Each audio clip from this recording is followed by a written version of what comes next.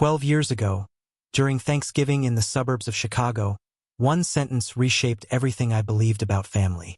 The house was alive that night. Roasted turkey on the table, laughter spilling from every corner. My mother's bracelets chiming softly as she set down another plate. The smell of butter and sage clung to the air like memory itself. Everyone had come. Cousins, uncles, even the neighbors from next door who always drank too much wine and called it celebration. It should have been a warm night. It should have been safe. But warmth can be deceitful, can disguise rot if you don't look closely enough. My father stood at the head of the table, carving knife in hand, performing that annual ritual of dominance, the patriarch distributing slices of his generosity. His voice carried that easy charm people mistake for authority. He liked to talk while he carved, to lace his advice with little jokes that sounded harmless until you noticed the bruise beneath them. That night, as he lifted his glass, his eyes lingered on me longer than anyone else's. He smiled, that slow, self-satisfied smile I'd known all my life, and said, "A man's worth is what he brings to the table. And some people, well, they just eat." It landed like a verdict. There was a second of silence before laughter rose around me. Uneasy at first, then louder, bolder, until even my mother forced a thin laugh to smooth over the moment. Plates clinked. Someone made a toast.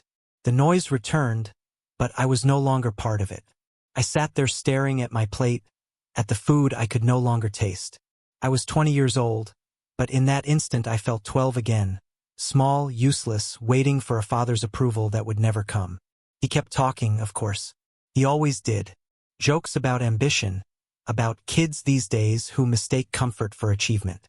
His gaze flicked to me each time like a blade catching the light. Every sentence was meant to sound wise, but wisdom without love is just cruelty wearing a suit. I looked to my mother, hoping for rescue, but she only stirred her wine, eyes down, silent in that familiar way of hers, the silence that always protected him, never me. I realized then that her quiet was not fear but habit. She had lived so long beside his pride that she mistook endurance for peace. The rest of the evening blurred. People ate, laughed, drank. I smiled when expected, nodded at stories I'd heard a dozen times. Inside, a single thought pulsed. He said it in front of everyone. Not as an outburst, not in anger but casually, as if my worthlessness were an accepted truth. A family joke everyone had agreed upon years ago. After dinner, the guests drifted toward the living room. Someone played piano. My father poured himself another drink, basking in the glow of his own legend. I slipped away unnoticed, down the hall to my childhood room, that museum of forgotten things. Posters curling off the walls, a desk scarred by years of work that apparently meant nothing. I sat on the edge of the bed, listening to the muffled laughter below. Each sound felt like proof that I didn't belong, that this house, these people, had already decided what I was. The unfinished draft in a family full of final versions. Maybe he meant it as a lesson. Maybe he thought humiliation could ignite ambition. But ridicule doesn't build men.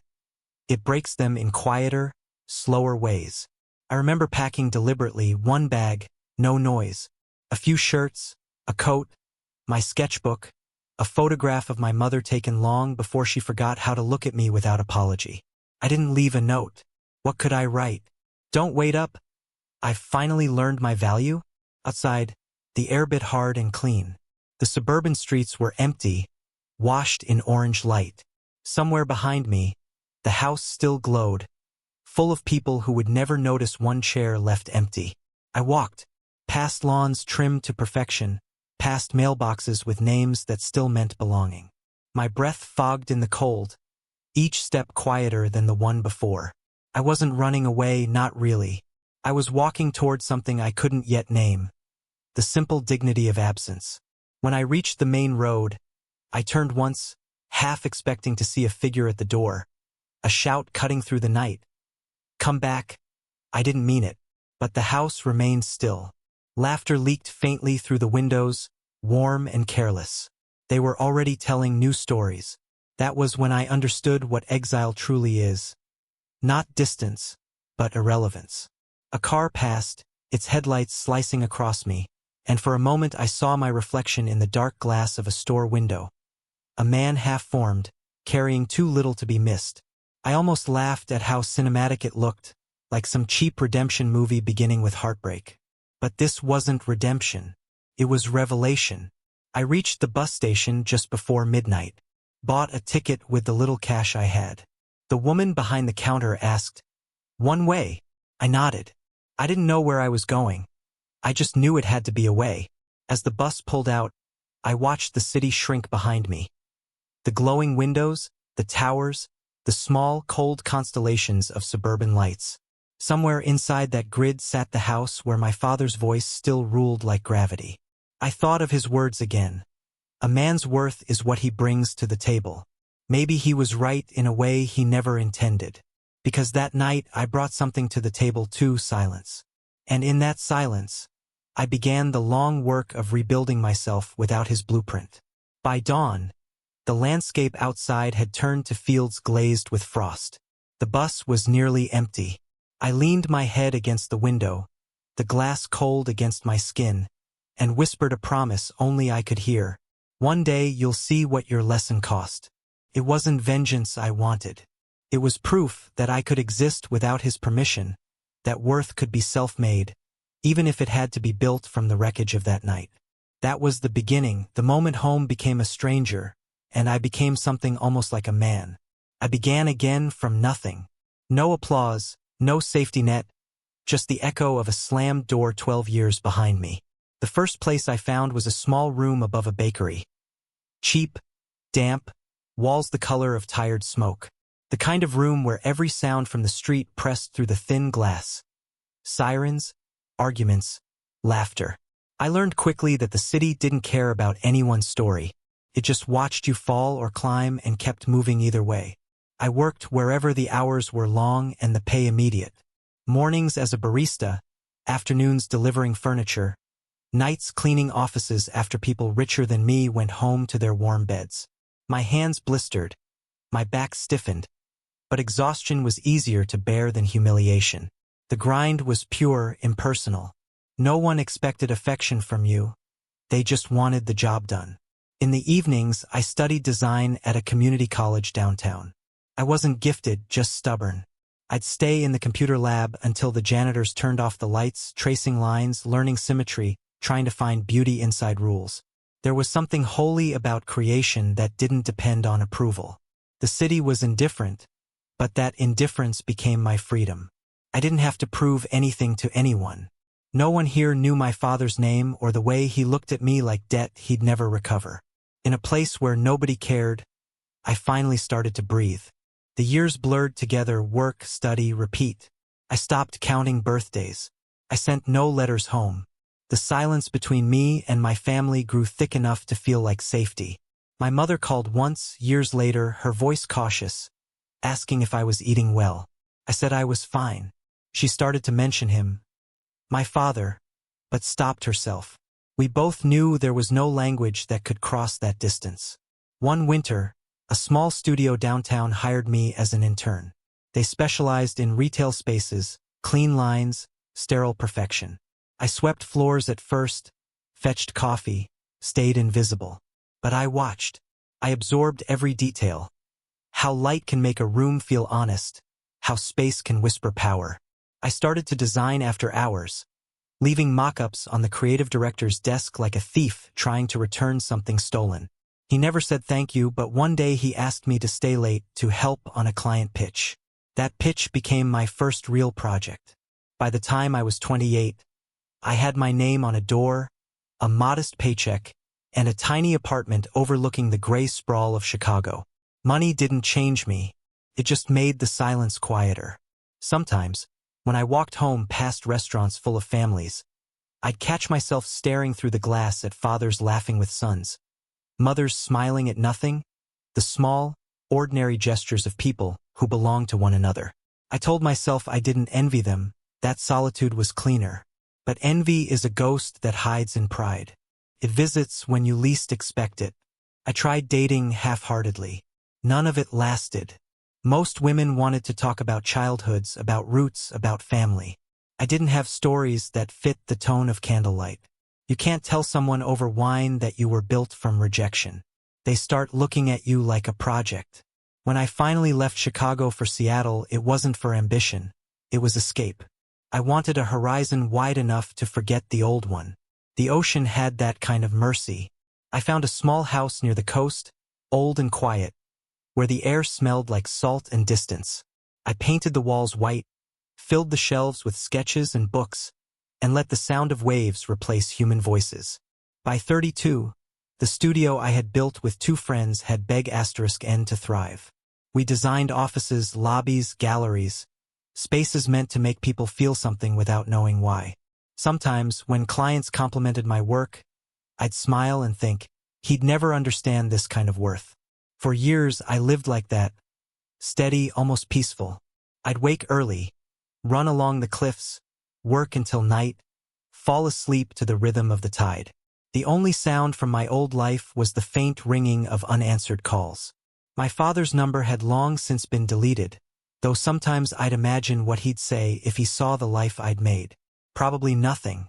Silence was the truest language between us. Then came that December morning. I remember it clearly because the light was strange. Pale gold breaking through a week of gray, the kind of light that feels like a false promise. I was sitting at my desk, coffee gone cold, half listening to the wind against the windows when my laptop chimed. An email. No subject line. Just a name I hadn't seen in 12 years. The message was short, careful, like something edited too many times. We've all said things we regret. I'd like to see you this Christmas. Your mother misses you. Let's talk. It's time we fixed this. I stared at it until the words blurred. Fixed this. As if it were a broken chair, not a man. For a moment, I almost laughed. After 12 years of silence, he wanted to talk about forgiveness, about holidays and family. There was even a small postscript. Your sister will be here too. She'd love to see you. My sister. The same one who hadn't returned my calls for years after I left. The same one who'd learned our father's art of pretending. I closed the laptop, tried to work, but the message kept humming in the back of my mind. Not the words themselves, the tone. That manufactured warmth, the kind people use when they want something. That night, I stood on the porch and watched the tide crawl in under a sky heavy with stars. The wind carried that cold, metallic smell of distance. I thought about all the Thanksgivings that had passed without me. The empty chair no one mentioned, the jokes that probably still circled the table. And now, suddenly, I was useful again. Forgiveness had a due date, and it happened to fall in December. Still, curiosity is its own form of weakness. I found myself rereading the message at 2 a.m., wondering if maybe, just maybe, people could change. Maybe he was old now, slower, humbled by years. Maybe he finally understood the cost of his lesson. I told myself I'd go, just for a day, just to see what forgiveness looked like when spoken by a man who'd once measured worth in public humiliation. But deep down, I knew the truth. Forgiveness wasn't what he wanted.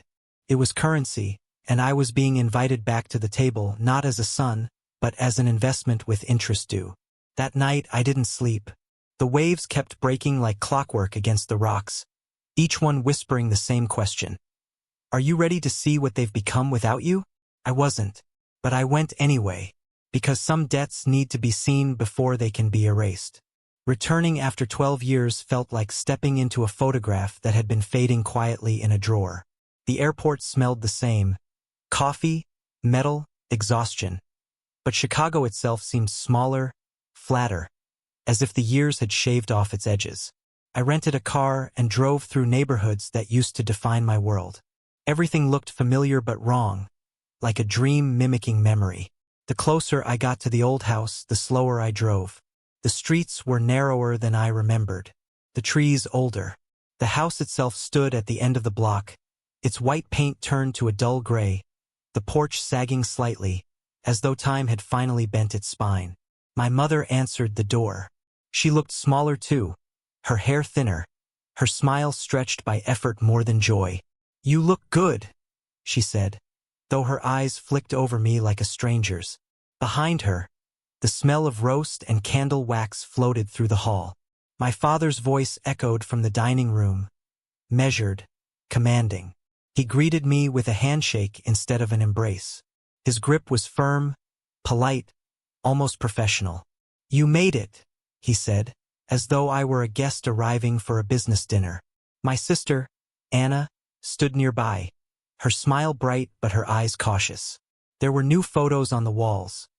Grandchildren I'd never met, vacations I hadn't been invited to. We sat down to dinner. My mother tried to fill the silence with small talk, weather, traffic, the price of groceries. My father listened, occasionally nodding, his eyes sharp and assessing. When he finally spoke to me, it was to ask, "How's the business?" The word business landed like a test. "Good," I said. "We're growing." He smiled faintly. "I read something about your company in a magazine. Congratulations." It should have felt like approval, but it didn't. It sounded like research. The meal stretched on, each course another act in a play everyone had rehearsed. Anna talked about her boutique, a small design studio she had opened with her husband. My father listened with pride. "Your sister has your drive," he said, looking at me as if to remind me whose approval mattered most. When dessert came, the conversation shifted. My father cleared his throat. "Your mother and I have been talking," he began. "We'd like to see the family together more often. Maybe holidays, birthdays. You've done well for yourself, we're proud of that." I waited. There was something rehearsed about his tone, the careful pauses, the way Anna's hand rested too tightly on her wine glass. Then he said it. "Your sister's business has had some bad luck. A few clients defaulted, some debts came due. We tried to help, took out a second mortgage on the house, but—" He trailed off, letting the sentence dangle in the air like bait. There it was, the real reason for the invitation. Anna looked down, pretending to be embarrassed. "I didn't want to bring it up tonight," she said softly. "But the truth is, we're close to losing everything. Dad thought maybe you could." She didn't finish. She didn't have to. The room already knew the ending. I stared at them one by one. My mother's face was pale with quiet shame, my sister's with practiced helplessness. My father, though, looked steady, calm, even proud of how smoothly the trap had been set. 12 years of silence had ended not with apology but with accounting. I felt the weight of every memory pressing down. That Thanksgiving night, his voice echoing through laughter. A man's worth is what he brings to the table. Now I understood. He hadn't invited me home as a son. He'd summoned an asset. I pushed back my chair. "You could have just said what you needed." My father raised an eyebrow. "I'm saying it now. Family helps family." I almost laughed. That's convenient, considering I stopped being family the moment I left. He frowned, the first crack in his composure. "Don't dramatize this." Anna leaned forward, voice trembling just enough to sound sincere. "It's not about you, it's about us. We're drowning." And there it was, the word that unlocked everything. Us. I had never been part of that word. I was the quiet ghost who paid his dues in absence. I stood, my hand steady. "I'll think about it," I said, because leaving too fast would have given them victory. My father nodded, satisfied, already convinced he'd won. He still thought I was the boy who needed his approval more than his own pride. On my way out, my mother followed me to the porch. "He's changed," she whispered, as if that could absolve the years of silence. "No," I said.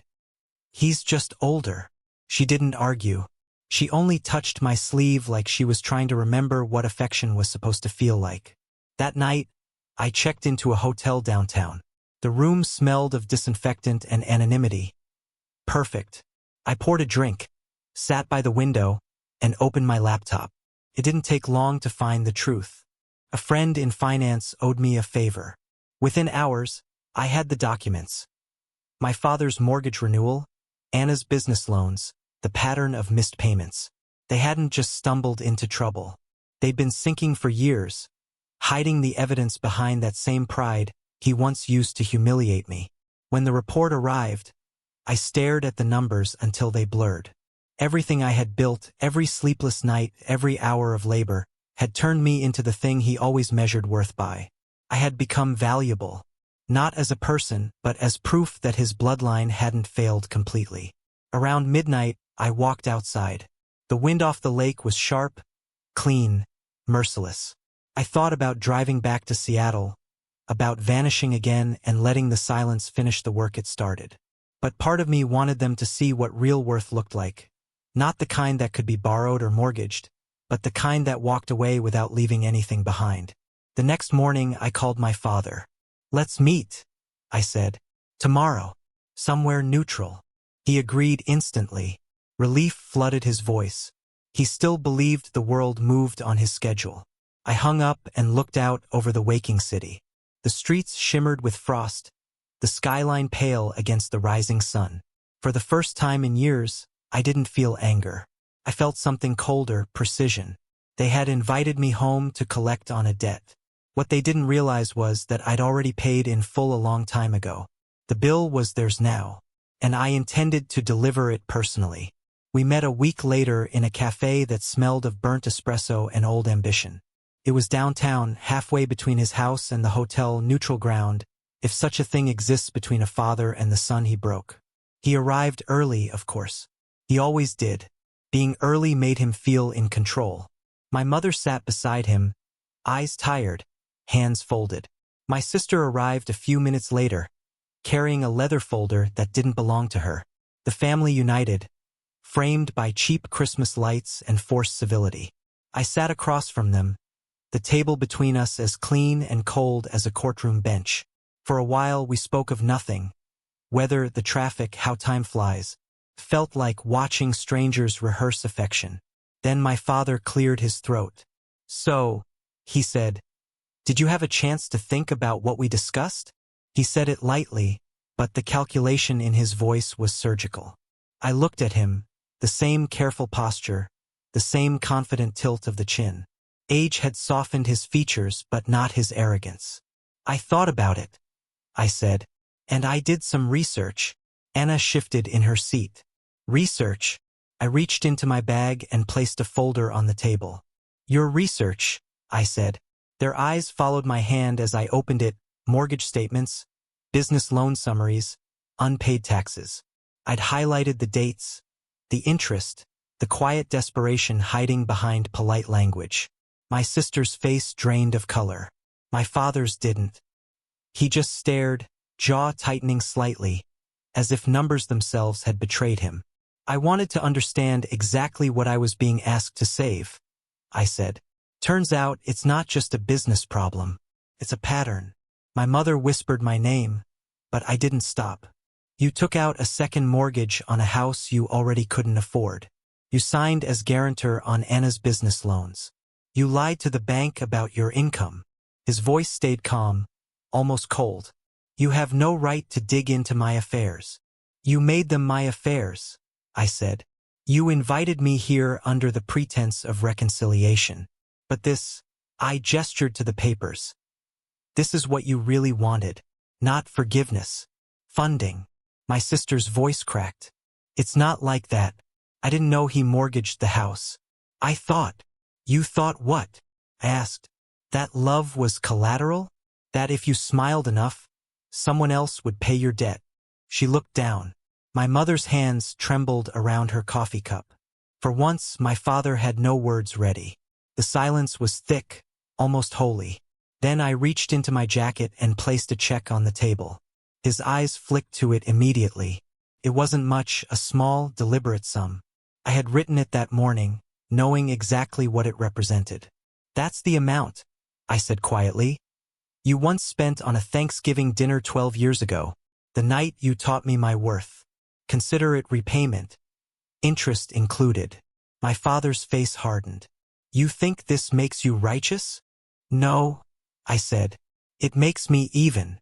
For the first time, he looked unsure. Age had taken something from him, not just strength but certainty. He tried to speak, but the words came slower now. "Family doesn't keep score.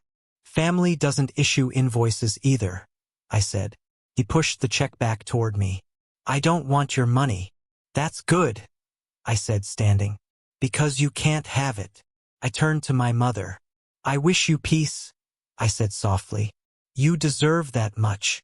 Her eyes shimmered, the same sad mixture of love and guilt I'd known since childhood.